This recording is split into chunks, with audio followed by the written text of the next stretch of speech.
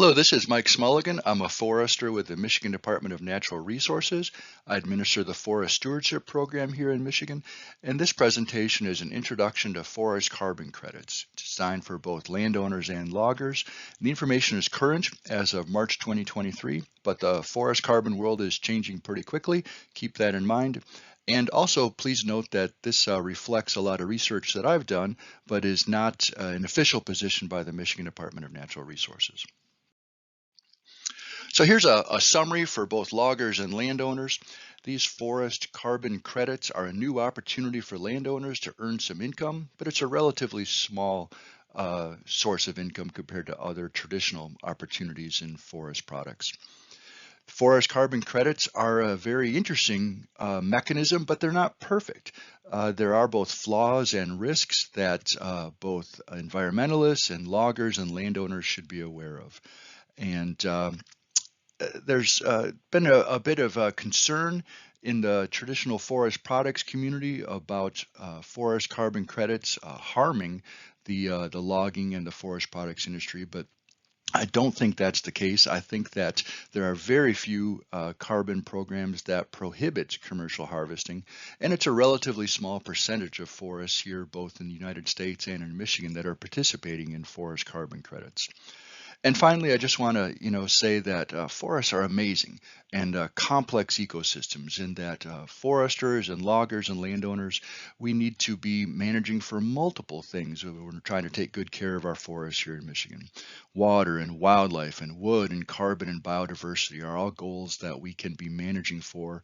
And uh, I do a fair bit of training with the Sustainable Forestry Initiative with loggers, and my favorite SFI principle is number 12, continual improvement. We all need to be getting better at how we're taking good care of our forests and managing our forests well to provide multiple values for society. Before I leave this slide, take a quick look at that figure there. That's a really interesting figure that is a nice summary of how carbon offset markets work and how a cap and trade system works. Here you can see two emitters of greenhouse gas emissions. Emitter A on the left is exceeding that dotted line, which is essentially the cap on the allowable emissions. Emitter B on the right has already been able to reduce their greenhouse gas emissions below that dotted line, that cap on the allowable emissions. So emitter B can sell that, blue area as an allowable emissions or an allowance to emitter A, or the emitter A could also purchase a forest carbon offset from some other entity that is sequestering carbon out of the atmosphere. There's quite a few different types of carbon credits. We're going to be focusing on forest carbon credits today, and it's possible for a landowner to sequester carbon in their woods and sell that as an offset to emitters who are either reducing their emissions voluntarily, or in some cases, if they're in a regulatory environment where they are required to reduce their emissions.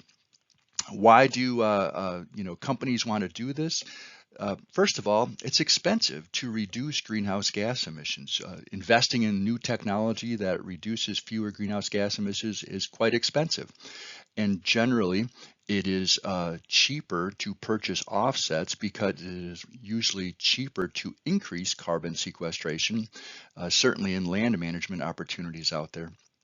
And the end result is the same, whether an emitter is reducing their emissions or whether they are paying someone else to increase their sequestration to remove more carbon from the atmosphere. Both result in lower greenhouse gases in the atmosphere. So here's a quick overview of what we're going to be discussing in this presentation. I really like forest carbon credits because they involve quite a few different interesting topics. We're going to have to take a look at science and ethics and policy and some economics, and then some programs that are trying to, put together carbon offset credits. These are challenging things to understand. They're relatively complex, and so I'm going to help you try to, ask the right questions and show you where to get more information about these things. But the foundation for a forest carbon credit is some relatively straightforward and simple science that we all had back in high school and even middle school.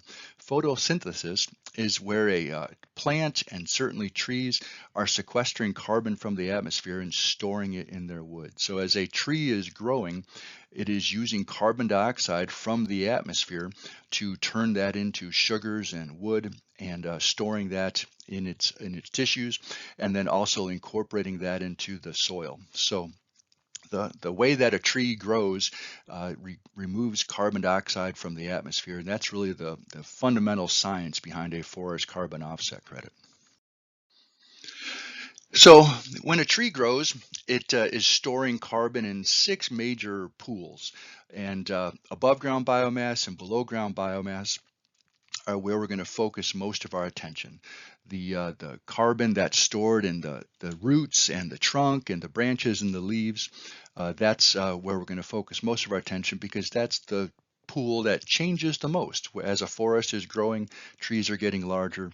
That's the pool that's going to change the most over a relatively short 20 to 40 year period.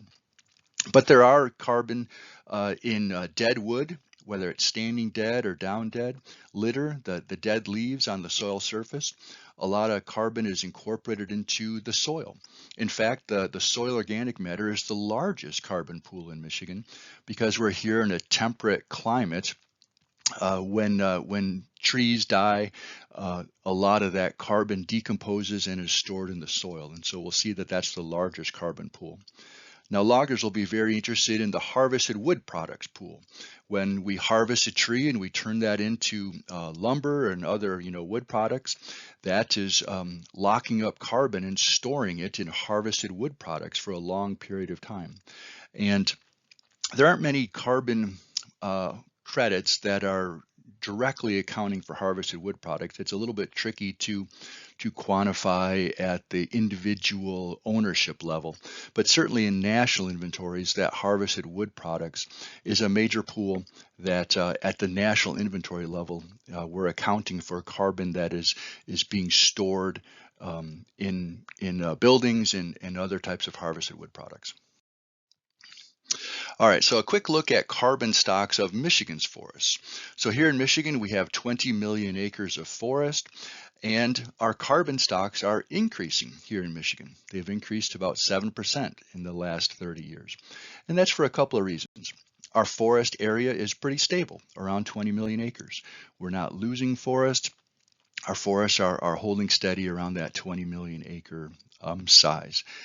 Our biomass per acre is increasing. Our forests are growing and increasing in volume. And then we also have relatively low emissions from forest fire. That's not the case out west, where in the west United States, in the mountains and the arid parts of the west, there's large forest fires that are a significant source of greenhouse gases. That's not the case here in Michigan. So Michigan overall, our forests are stable and healthy, relatively small risks of loss of carbon. And so our forests are sequestering about 12% of Michigan's greenhouse gases, at least as far as 2018 data.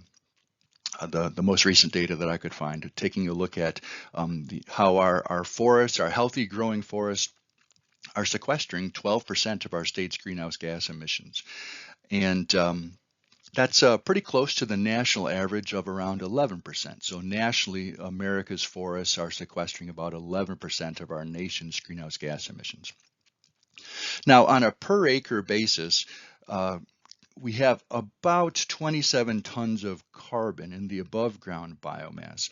And a scientist will often, look at, carbon, but when it comes to carbon credits, the economic unit, that is the unit for, how carbon credits are measured and sold, is carbon dioxide equivalents.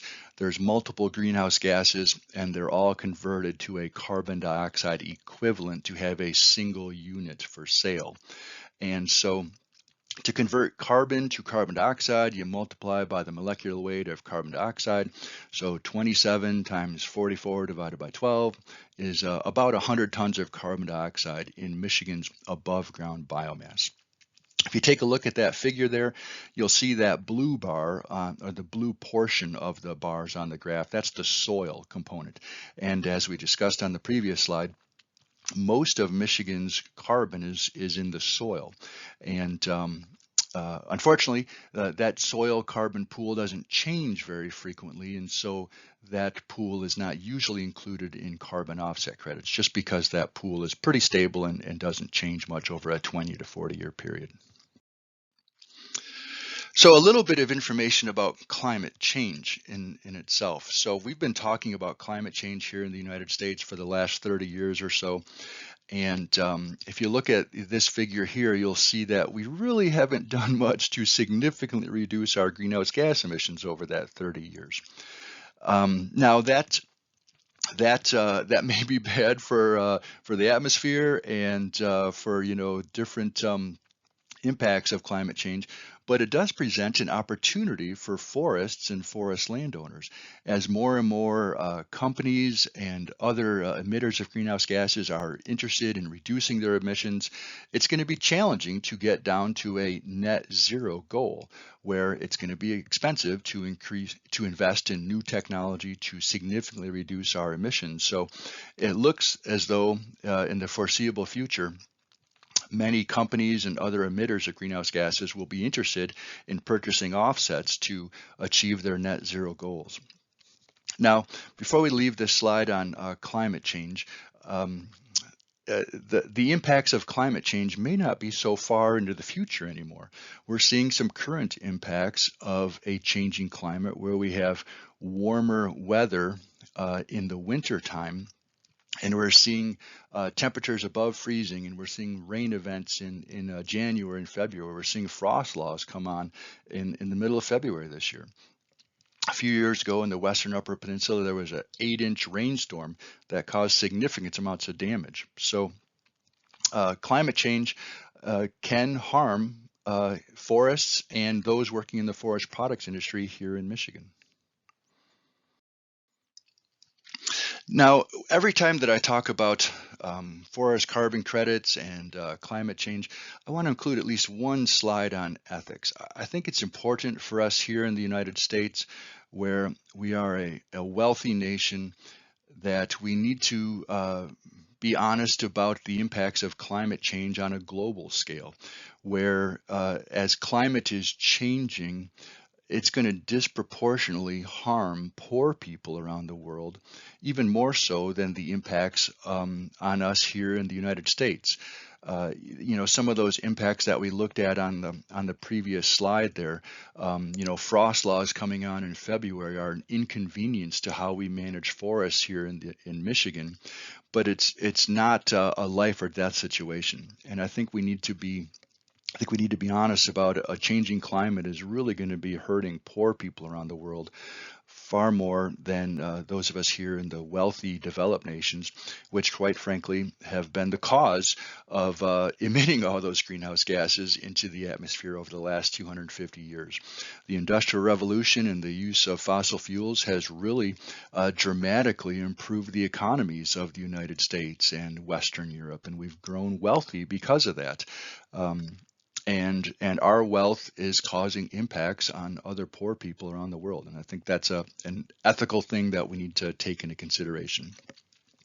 Some specific ethics around forest carbon offsets, they're not perfect. There are critiques of forest carbon offsets. Environmentalists often do not like offsets because they are by design intended to allow polluters to continue polluting longer and cheaper. Rather than reducing greenhouse gas emissions, an offset enables someone to continue to just buy a cheaper offset rather than actually reducing their greenhouse gas emissions. So forest carbon offsets and offsets in general are not perfect. Regarding forest carbon offsets, the forest aspect, there's some other challenges. They may not be additional. Additional is a reference to, better than business as usual. And some of the forest carbon projects that we're going to take a look at really don't require a significant change in a landowner's behavior. And if we're not asking a landowner to change their behavior and sequester more carbon than they were previously, it's really not a truly additional change. It's not increasing sequestration. And forest carbon isn't truly permanent. Uh, Fire and insects and wind and other things can, cause a reversal of the carbon that's been sequestered when, forests are damaged by those natural processes. Forest carbon offsets are relatively expensive and complex to measure, and so it's kind of a market failure where small landowners are not able to access these markets.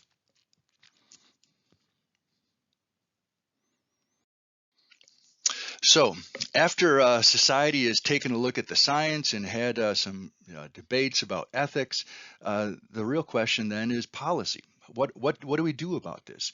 How do we respond to the science and the ethics? What do we as a society decide that we're going to do? And I apologize for a very busy slide here. There's way more than 6 bullet points on this slide, but the policy aspect of climate change is really complex and is really fascinating. The, the policy response to climate change really kicked off back in 1992 when the whole world gathered together at that famous Earth Summit in Rio de Janeiro in Brazil. And 3 major conventions came out of that Earth Summit, one of which is the United Nations Framework Convention on Climate Change. And that's where the whole world got together and said, we need to do something about climate change and we need to reduce our greenhouse gas emissions. Well, over the next 30 years, the whole world's been arguing about what does that look like and how do we do that and who needs to, do more work. And it's a complex discussion, and the policymakers haven't got it figured out completely at the global scale or national or state scale. But there's a lot of really interesting policy regarding climate change. And I just got quick slides here on some other policy. Here's some Michigan policy. So in the last couple of years, as the Department of Natural Resources has begun selling forest carbon credits, these 2 bills were introduced into the Michigan House of Representatives as a response from the forest products industry that was concerned that the DNR may be less interested in participating in the traditional forest products, markets because of carbon credits. Now, neither of these bills passed. 5422 was introduced in 2021, which prohibited the DNR from selling a carbon credit. I don't believe either of these bills got out of committee. In 2022, House Bill 6067 was introduced, which just said, okay, the DNR can sell carbon credits, but they need to do it well, and they need to, have it verified by a third party, and it can't prevent their, regular land management as outlined in their management plans. And any funds from, the sale of carbon credits have to be deposited into the Forest Development Fund.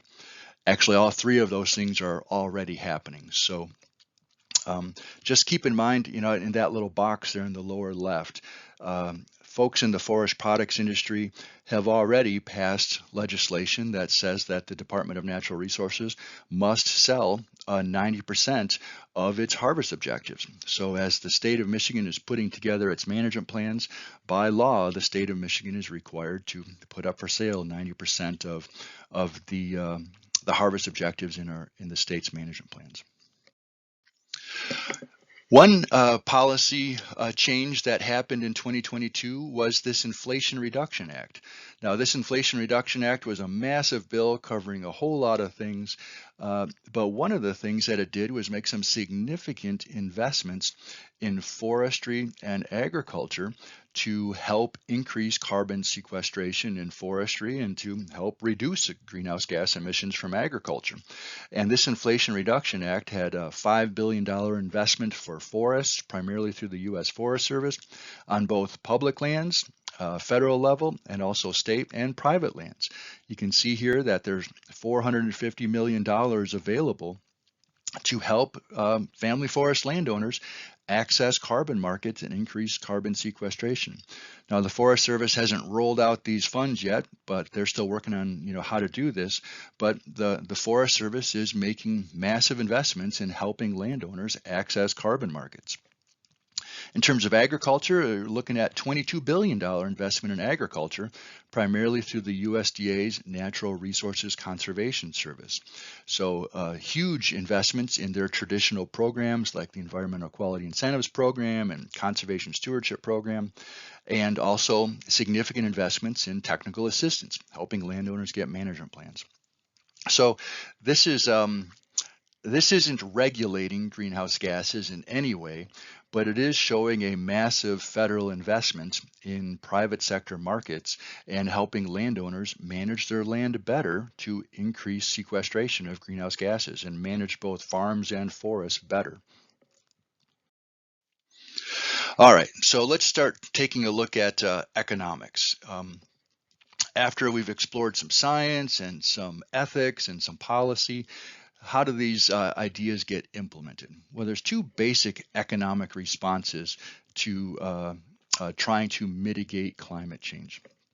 The first one is a carbon tax, where the government makes pollution expensive and either invests the proceeds of those taxes in new technology and adaptation, or in some cases, the carbon tax could be redistributed back to individuals to help reduce the harms of everything related to fossil fuels being more expensive. We don't really have carbon taxes here in the United States. That is an effective policy response, but it's not a popular policy response. Cap and trade has been an economic mechanism that has been more attractive to policymakers, certainly here in the United States. And cap and trade goes back to a Republican president. George Herbert Walker Bush, back in 1990, established a cap and trade program to reduce sulfur dioxide emissions that were causing acid rain. And cap and trade is more attractive to policymakers because it's using efficiencies in the market to try to encourage investment and to reduce emissions. It's a little more complex than a carbon tax, but here in the United States, it's been a more attractive response to trying to reduce greenhouse gas emissions. Now, there are some regulatory markets in the United States. In particular, the state of California is probably the best known regulatory market, where the state of California does have a cap on greenhouse gas emissions.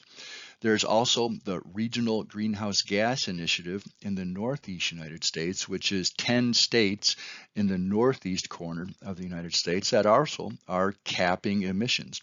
And both of those are a cap and trade system where, as this figure shows, emitters like emitter B that's able to reduce their emissions below the cap can sell allowances to emitter A that is having a harder time, or it's more expensive to reduce their emissions to that cap, that dotted red line there.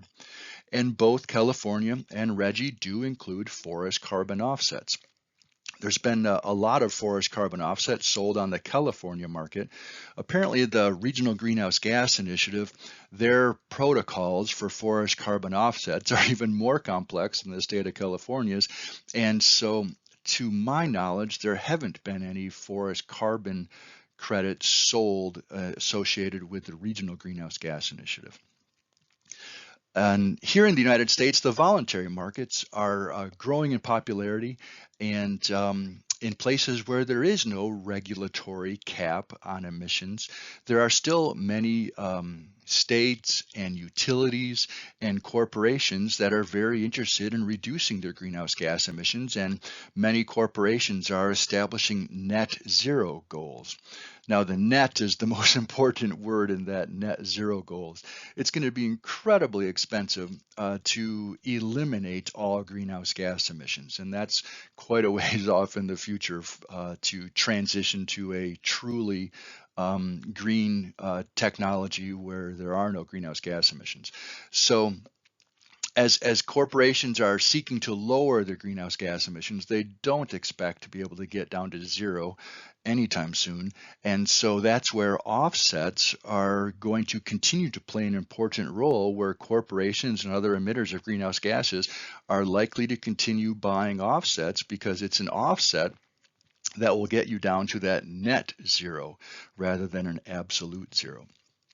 Now, these voluntary markets have put together a whole lot of rules and standards and methodologies to regulate the market and to be transparent in how the carbon dioxide is quantified and sold. But again, these voluntary markets, they're not perfect either, and there's not complete transparency on these voluntary markets. They are relatively opaque over-the-counter transactions, where you can see how many credits have been quantified and sold and retired, but you don't really know who's buying those credits or at what price they're buying those credits. So it's challenging to get information about who's selling carbon and who's buying it and at what price.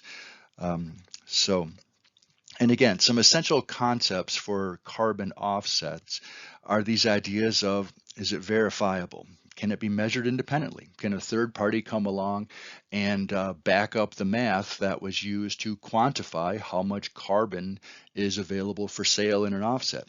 Is it permanent? We want, if we're talking about reducing greenhouse gases from the atmosphere, we want that to be a permanent reduction in greenhouse gases, not a temporary or short-term reduction in greenhouse gases. Additional, is it more than business as usual? An offset is only truly an offset if someone increases their sequestration of carbon dioxide, not just gets compensated for what they were already doing or for the sequestration that was already happening. And then there's this idea of leakage. If someone limits emissions in some place, are they displacing that activity someplace else? In the forestry world, if someone owns 1,000 acres of forest and they put 500 acres into a carbon program that says they're going to sequester more carbon in that 500 acres, are they just going to that other 500 acres and increasing the amount of trees that they're harvesting? And are they displacing, their economic activities to a different portion of their ownership? So those are some of the concepts to be aware of in the carbon offset world. So a little bit more about these markets. So the voluntary market in particular. So there are registries that track the sale of credits. You can go to these websites here, check out the American Carbon Registry or the Climate Action Reserve or Verra or City Forest Credits, and you can see projects that have been registered using their standards and methodologies, and you can see how many carbon credits they are generating, and you can see documentation of those credits being verified by a third party, and when those credits are sold, and they all have unique identifying numbers associated with those credits, they'll be retired so that those credits can't be sold twice. So registries are important for a transparent tracking of these credits that are being sold on the market. And all of these markets will also have standards, and these are the rules for the overall market, how the market works, and they will include many different types of offsets and different types of projects. And then each particular offset is going to have a methodology, which is the rules on how you go about measuring, reporting, and verifying and monitoring over the life of the project, how to quantify the carbon. And in the forestry world, there's three major categories of forest carbon projects. A&R is afforestation or reforestation. So when you're planting trees, you are growing trees and you're increasing sequestration and removing carbon from the atmosphere as those trees are growing. Improved forest management is all about changing how one manages an existing forest, and as a result of those changes in management, that should increase sequestration, and that carbon is then available for sale. Red is reducing emissions from deforestation and degradation. This is all about avoiding land use change and avoiding conversion of forest to other land uses like agricultural or urban areas. Red is primarily in the international forest carbon market, looking at forests in the tropics like Brazil or the Congo or Indonesia, where there is major deforestation and land use change in those countries. There really isn't a lot of land use change in Michigan. I think we lose about 50,000 acres of forest every year, but we gain 54,000 acres of forest. So we have no net deforestation here in Michigan. So there's very few of these red projects, or domestically, they're more often called avoided conversion. But those are, methodologies that are out there and available. And then each different forest carbon project developer is going to have their own set of rules and contracts that is going to show how they are operating within the methodology and the standards and the registries to put together a project. And so they will have their own program rules, and they'll have contracts with landowners that specify how all this stuff works. Now, keep in mind that we're talking about forest carbon credits today, but there's 170 different kinds of carbon credits that are out there. This figure is from the State of the Voluntary Carbon Markets, published by Ecosystem Marketplace, and you can see that there's all kinds of carbon credits related to renewable energy or energy efficiency or transportation or the building sector. So there's a lot of different kinds of credits, but we're going to be focusing on the forestry carbon credits, and primarily that improved forest management type of project. I'm not aware of any tree planting carbon credit projects here in Michigan. We plant a whole lot of trees in Michigan, so I hope that someone soon starts developing carbon projects for tree planting, but I'm not aware of any existing tree planting carbon projects in Michigan. And I don't know of any avoided conversion carbon projects in Michigan. There's opportunities for that as well, but most of the carbon projects happening here in Michigan are in that improved forest management space. All right, so I said earlier that it's really difficult to find information about prices and some of the economics associated with carbon credits. Now, these data here are coming directly from the State of the Voluntary Carbon Markets. Now, Ecosystem Marketplace used to publish this annually. The carbon world is changing so quickly that they're now publishing their State of the Voluntary Carbon Markets on a quarterly basis. And here are some data from a recent report showing how prices are increasing and the volume of credits being sold on the voluntary market are increasing pretty significantly. You can see in that line highlighted in yellow that the volume has gone up dramatically and the price has gone up a little bit.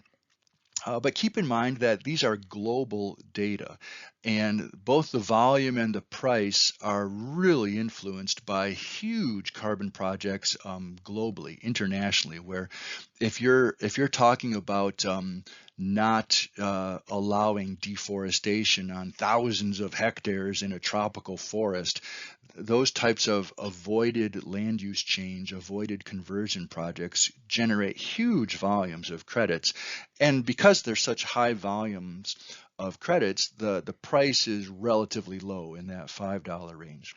Here domestically in Michigan, prices are significantly higher than that, about triple, in the, 10, 15, even $20 range for a ton of carbon dioxide. And you'll see, looking at this figure that forestry is generally paying better than other types of offset credits. Renewable energy and energy efficiencies have lower prices per credit. Now, agriculture is a relatively new type of credit on the market. I'm not very familiar with these projects. I haven't looked closely at their methodologies or the project documents, but it's interesting that their volume is relatively low, but the price is relatively high. So there are opportunities for agricultural landowners in Michigan to start participating in these agricultural carbon credits as well. So this is another figure from the State of the Voluntary Carbon Market. This really shows graphically how over the last almost 20 years, the volumes have really picked up significantly in the last couple of years, volumes and prices. But one thing I want to emphasize on this slide is that as with all markets, there's increases and decreases, and markets can be cyclical. This figure, the orange portion of the bars back there in the mid 2000s, refers to the Chicago Climate Exchange. And the Chicago Climate Exchange was a voluntary market based in Chicago, obviously. And there were a handful of Michigan forest owners that were selling forest carbon offsets on the Chicago Climate Exchange. But back in 2009, when the federal government refused to regulate carbon, that really impacted the Chicago climate change, and prices plummeted, and they closed up the Chicago Climate Exchange in 2010. And the economist, a guy named Richard Sandor, that created the Chicago Climate Exchange, he ended up selling that market to the Europeans, and that he sold the technology, essentially, that platform, that trading platform, to the European Climate Exchange for several $100 million.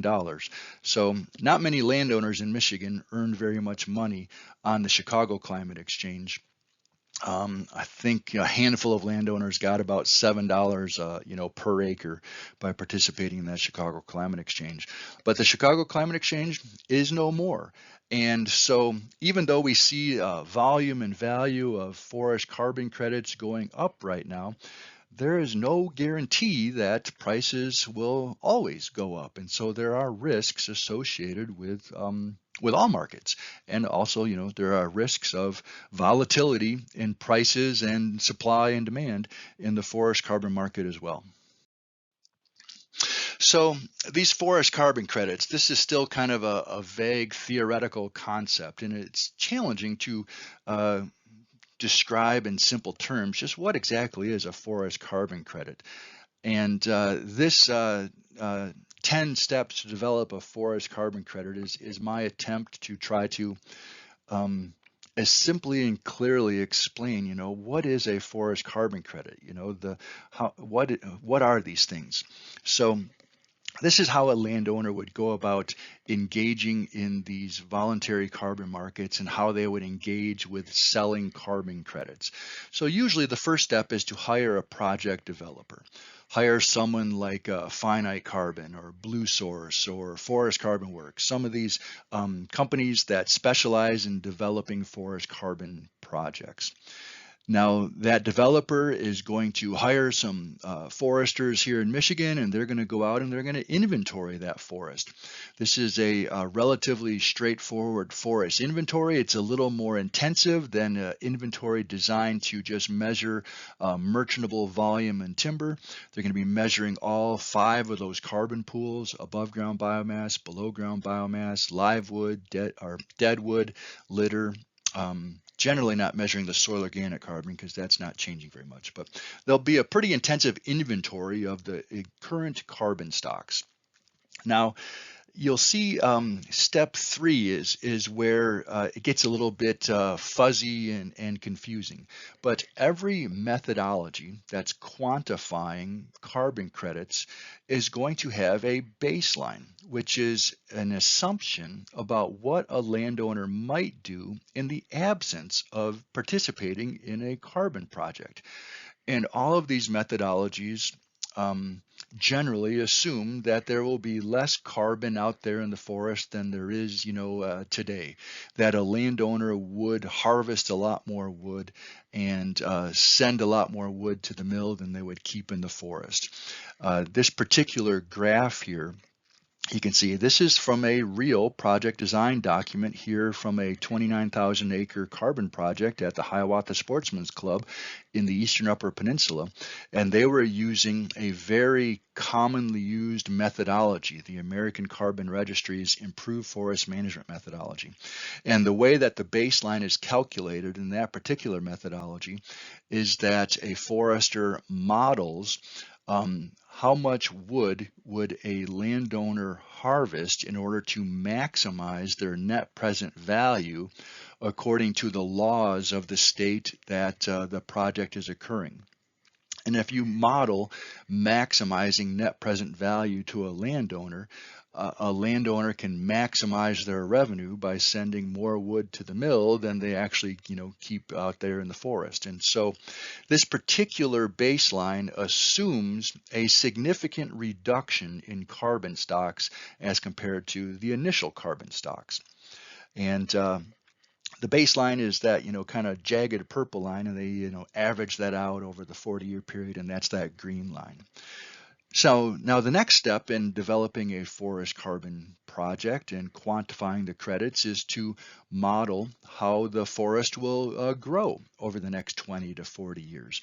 What's going to happen as a result of the project as the landowner is improving their management and taking good care of the forest, harvesting less wood than is growing, the carbon stocks will increase over time. And so that's the assumed project. Now, the landowner has to go out and take actual measurements every decade or so to verify what is the increase in carbon over the project period. But at the very beginning of the project, they're going to model what's the assumed increase, and that's generally the biological growth rate.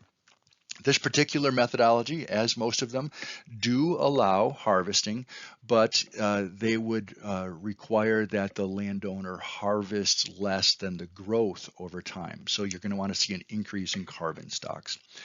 Now, the way to calculate in step 5 the current credits, in year 1, that's the difference between the initial carbon stocks, the very beginning of the red line, and the difference between the initial carbon stocks and that baseline. And you can see there's a significant difference between the baseline and the current carbon stock.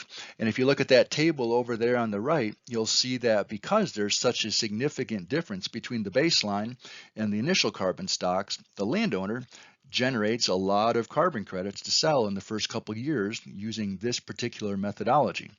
And that's why this particular methodology is quite popular, because it generates a lot of credits in the first couple of years, where the landowner's initial carbon stocks are almost always significantly higher than the modeled baseline. Now, you'll see that, if you look at that table, years, 4 through 20 is really just looking at, a much lower biological growth rate, whereas the forest is growing, 2, 3, 4%, biological growth rate over time. A landowner is able to sell increases in carbon stocks over time, but it's much lower than that initial, big flush of credits, where this baseline is pretty low and is much lower than the initial carbon stocks. So step 5, calculate the credits. Put together a project design document. That project design document is submitted to the registry for review. Whenever someone wants to sell credits, they have to hire a verifier to check the math, to make sure that the developer and the landowner have put this project together using the rules of the methodology and the standards for that particular registry. And then step 8, most forest carbon projects require the landowner to set aside a buffer pool for a risk, in case there is a wildfire or in case there is a big windstorm that knocks over a bunch of trees. You don't want to sell every carbon credit in case there is a biological reversal. And so they'll set aside a buffer pool for risk, so that in case there is any kind of a biological source of emissions, that you don't have to pay back the registry for things that you've sold but then were later reversed. Now, a landowner can repeat this process throughout the crediting period. Most crediting periods are 20 or 40 years, and so a landowner can sell and retire carbon credits into the future. And it's keep in mind that whenever credits are sold, they are retired. There's a specific unique identification number associated with each carbon credit, and the registry is going to track when credits are sold. And so they're retired so that a landowner is not able to sell the same carbon twice. So that's the basic steps to developing a forest carbon project. That's how carbon credits are quantified, and that's the process of taking them to the market.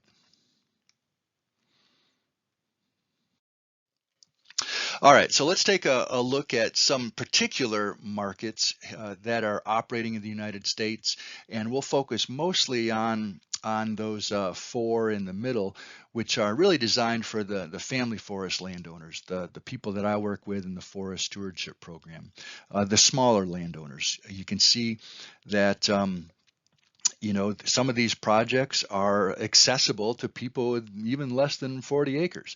But most of these projects are really designed for landowners that have several hundred to several thousand acres. Before we take a closer look at those particular programs, those first three columns, green trees, city forest credits, climate action reserves, climate forward methodologies. There's some really cool methodologies out there to quantify carbon in tree planting projects and in avoided conversion projects. But again, I don't know anyone in Michigan that is using those methodologies yet for tree planting or avoided conversion. And we'll take a quick look in another couple slides at some of these big projects for landowners with greater than 5,000 acres, where Finite Carbon and A New Climate, which was formerly Blue Source, are working with those larger landowners. But take a close look at those last two columns on the right, that I've got outlined in red. So these are prices for carbon credits and potential income per acre for small and large landowners. And I wanted to include these last two columns as a frame of reference where, to the best of my research, property taxes in Michigan are somewhere in the $10 to $60 per acre per year range. Certainly someone can lower their property taxes by participating in the commercial forest program or the qualified forest program. But, apart from those programs, property taxes in Michigan are somewhere in the $10 to $60 per acre per year. And timber sales, how much money could a landowner make managing their forest for traditional forest products, selling wood, to the mill to, make 2x4s and toilet paper and all the other hundreds of traditional forest products. I need to, get better data for that, but, based on some data that I've been able to find, a landowner might be able to make between $25 to as much as $100 or even more per acre per year by managing their forest for traditional forest products. And you can see that even at the low end of managing for traditional forest products, that's significantly higher than most of these current prices for forest carbon projects, where selling carbon with NCX, I've seen prices that range from $2 to $14 per acre for a one-year contract. The Family Forest Carbon Program is paying $7.50 for aspen and $10 for northern hardwoods forests. Forest Carbon Works, somewhere in the $8 to $20. I've seen some prices around $15 per acre per year. Core Carbon pays higher prices, and that's because that is the one program that is limiting commercial harvesting of forest products. But again, Core isn't rolled out in Michigan yet. So most carbon, sales in Michigan have been in that, $5 to $15 per acre per year range, which isn't even enough to pay for property taxes in most cases, and certainly is significantly lower than income that a landowner might earn by managing for traditional forest products. So first, let's take a look at some of those big landowners, the guys with 5,000 acres and up. And I'm aware of about 17 very large forest carbon projects in Michigan. Now, if you remember at the beginning of this presentation, I said that there's not a lot of land participating in carbon projects. Nationally, it's less than 1% of forests are participating in forest carbon projects. Here in Michigan, we have almost 800,000 acres in carbon projects, and that's about 4% of our 20 million acres of forest. And you can see here that many of the landowners participating in these large forest carbon projects are corporate, forest landowners in the Upper Peninsula that are still managing their forest for traditional forest products while also managing for carbon. And so you can see that these large corporate landowners are managing for both carbon and traditional wood products. You can see you've got some other more ecological landowners like the Nature Conservancy. They've got several carbon projects, but to the best of my knowledge, all of those ownerships are also enrolled in the commercial forest program, where by law they are required to manage for commercial forest products. So this table is really interesting to me. There's a lot of fun things to explore on here in terms of the initial carbon stocks that these projects were measuring. You can see the baseline that they were calculating. Most of these projects have been using that very popular improved forest management methodology from the American Carbon Registry. And that's primarily because that approved methodology generates a pretty low baseline that generates a pretty high volume of carbon to sell in the first couple of years. So anyhow, these are 17 really big carbon projects that I'm aware of. A few of these might have been projects that were developed and then not actually, sold. But several of these, if you go to that AmericanCarbonRegistry.org and look at their registry, you can see where they have verified the sale of credits, and I've calculated, how many credits they were selling on a per acre basis there. All right, let's take a closer look at some of these carbon projects that are designed for the small landowners, the family forest landowners that I work with in the Forest Stewardship Program. And these are programs designed for landowners with anywhere from 1 to 5,000 acres. And even though NCX says that they'll work with, no minimum, 20 acres is the smallest I've heard of, participating on NCX. And NCX has been extremely popular the last couple of years because they're accessible to small landowners, but most important because they had a 1-year contract period. These carbon projects generally have pretty long contract periods and maybe even longer monitoring periods after the crediting period, which is the time when you're selling credits on the market. Again, we want to have offsets that are permanent, and the way that all of these registries and standards and methodologies try to get at permanence is by having long crediting periods and potentially long monitoring periods after the sale of those credits. NCX was extremely popular for a couple of years because they had a 1-year project period. And NCX was doing some really interesting, innovative things. But you can see that their methodology was not accepted by Verra last year. And apparently the buyers noticed that. And so NCX is kind of on pause here in early 2023, where they are reevaluating their approach to forest carbon. And they hope to start buying carbon from landowners again in the fall of 2023.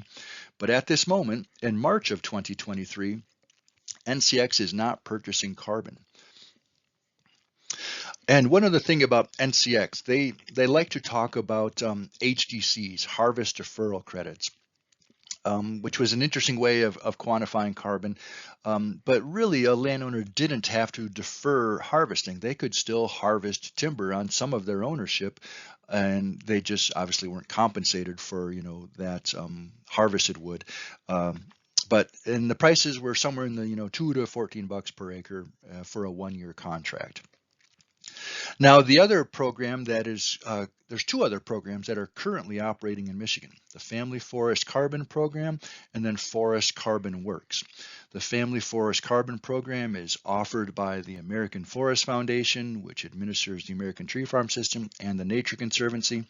They have a minimum size of 30 acres, and they are currently available throughout Michigan, but only for 2 very specific forest types, aspen and northern hardwoods. And they have a 20-year crediting period, and they're paying $7.50 for aspen and $10 an acre for northern hardwoods. And they make those payments to landowners, and in exchange for paying landowners to manage their aspen and their hardwoods in a certain way, the landowner gets payments for practices, and the Family Forest Carbon Program then sells the carbon on the market. The Forest Carbon Works is out of Minneapolis, and they previously were primarily working on the California regulatory market.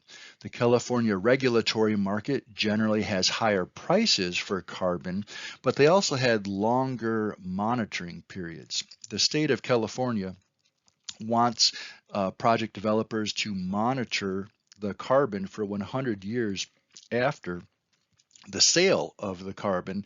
And so a 25-year crediting period with Forest Carbon Works resulted in a 125-year contract. Again, that's a big commitment for a landowner to make, and so so Forest Carbon Works is now offering both regulatory and voluntary projects, and they're working on the Verra registry, and they still have the same 25-year crediting period in 5-year intervals. And then a landowner can either choose a 35 or 100-year monitoring period after the 25-year crediting period. So their overall projects are somewhere around 60 years generally. And both of those programs, the Family Forest Carbon Program and the Forest Carbon Works, landowner is allowed to harvest timber, and the way that they're working to increase carbon in the landscape is that they are limiting the harvest to being less than the biological growth on the forest over the 20-year period or 25-year period. Now, the one project that is going to make the loggers in the room nervous is Core Carbon by Finite Carbon. And this is the only program that I know of in the improved forest management space that actually prohibits commercial harvests. Core Carbon is not available in Michigan yet. It will likely be rolled out sometime in 2023. And in this particular program, a landowner would agree to not have any commercial harvest for a 20 or 40-year period. And because they are giving up their rights for harvesting commercial forest products, they are likely going to be storing even more carbon on the landscape, and they're getting a higher price for the carbon. Matt Smith at Core Carbon told me that he anticipates prices in the neighborhood of $30 to $40 per acre per year over that 20 to 40 year period. Now, this would be a good fit for ecological landowners, people, maybe it's land conservancies or other folks that are managing primarily for ecological values. It may be a good fit for them. But it is not a good fit for many landowners that do want to continue to manage for traditional forest products. It would not be compatible with Michigan's commercial forest program or qualified forest program. So this is the one program that everyone in Michigan should be aware of, and loggers should be aware that this is the one program that's going to limit commercial forest harvesting. All these other programs do allow a landowner to harvest commercial forest products. They just want to make sure that you're harvesting less than the growth from the initial carbon stocks at the beginning of the project. And again, you can see some of the prices. And these prices, in the $10 to $15, $5, $10, $15 per acre range, again, are significantly less than most property taxes, and certainly less than what a landowner is going to make by participating in traditional forest products markets. So, getting towards the end of the presentation here, but I want to help you think about what are different types of questions that particularly a landowner should be asking a forest carbon project developer. If they're considering enrolling their land in these programs, I highly encourage landowners to do a lot of research and to ask a lot of questions and try to figure out, what is the volume and value of your carbon? If you're selling carbon on the market, if you're selling any commodity, you want to know how much do you have and what is it worth. So whether you're selling, timber or mineral rights or hunting, access, what do you have and what is it worth? Those are essential questions. And sadly, it's really challenging to get a straightforward answer of how how much carbon do you have available to take to the market? It's not the same as whatever your current carbon stocks are, because the different methodologies have different baselines to assume how one goes about calculating the amount of carbon for sale. Will a landowner make more money selling traditional forest products? I believe so. Based on today's carbon prices, a landowner is much more likely to make more money managing for traditional forest products. So when you enroll in a carbon program, make sure that it's compatible with your economic situation and know what you're gaining and what you might be losing. Are these programs compatible with other programs that a landowner is participating in? If this forest is enrolled in the commercial forest program or the qualified forest program, they have legal obligations to follow their management plan and to harvest traditional forest products. Just about all of these forest carbon methodologies are compatible with that. It's just core carbon that would not be compatible with those requirements. And then take a hard look at, the costs of accessing these markets. A lot of developers say that, it's free to the landowner. They may not be charging fees to the landowner, but, these project developers are certainly incurring costs to quantify the carbon and take it to the market. And so that's coming at the, maybe that's at the back end of reducing the profits going to the landowner, but there certainly are costs and fees associated with taking carbon to the market. One thing that's very confusing about some of these new carbon programs for family forest landowners is that the developer is not necessarily acting as a consulting forester that's quantifying the volume and trying to find the best value and taking it to the market where a third party is actually buying the commodity. That's the consulting forester model. Some of these new programs, like the Family Forest Carbon Program and NCX, the developer is essentially the buyer, where they're buying that commodity from the landowner, then they're repackaging it, adding value, and then selling it to the market. So that's more of the industry forester model. Both are valid, approaches to taking commodities to the market, but be aware of, which, model you're working in. The baseline. So how these baselines are calculated directly impacts the quantity of carbon that's being brought to the market.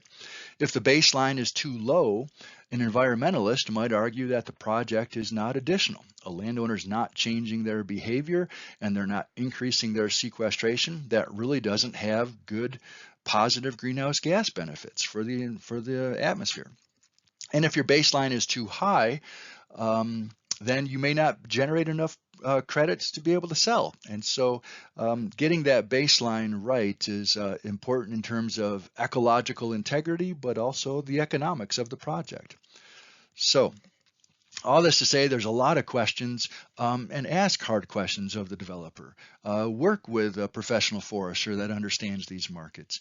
And then, that last question down there in the bottom, the crystal ball, are carbon prices going up or down over the next 20 years? I have no idea. They have increased quite a bit over the last 3 years. How long they will continue to increase before there's a dip in the market, I do not know, but national elections and national policy and state policy, other economic factors, recessions and booming economies, they will all influence carbon prices and the demand for carbon offsets in the future. And I do not know if carbon prices are going up or down.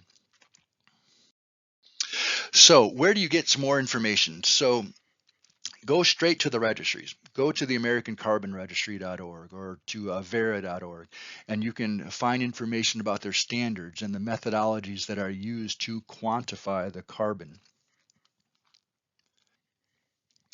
Other places to get good information is Ecosystem Marketplace and their State of the Voluntary Carbon Markets.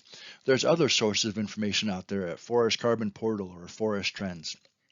And then finally, get advice from a professional forester who's familiar with these carbon projects and may have helped some of their clients enroll in these projects, or may have been hired by some of these project developers to do those forest carbon measurements out there in the woods. So there's a lot of good help here in Michigan, and More and more landowners, large and small, are participating in these carbon markets. So more and more of Michigan's professional foresters are familiar with these and able to help landowners evaluate their options and alternatives. And then finally, this is my last slide of the presentation. Here's the contact information for some of the major forest carbon project developers that I'm aware of. I've got websites listed here where they've got lots of information about their programs and the rules of their particular programs. I've got the name and the email for the primary contact that I've been working with at these particular carbon projects. And so I would encourage you, if you've got more questions about these carbon projects, you're welcome to shoot me an email. I'll try to answer it, but I would highly recommend going straight to the source and contacting these project developers to ask questions and learn more about opportunities for forest carbon projects. So thank you very much, everybody. I apologize. It took me an hour and 5 minutes to get through this relatively short presentation, but there's a lot of interesting things going on in the carbon world, and I hope that this recording has been helpful for you. Thanks, everybody. Have a good day.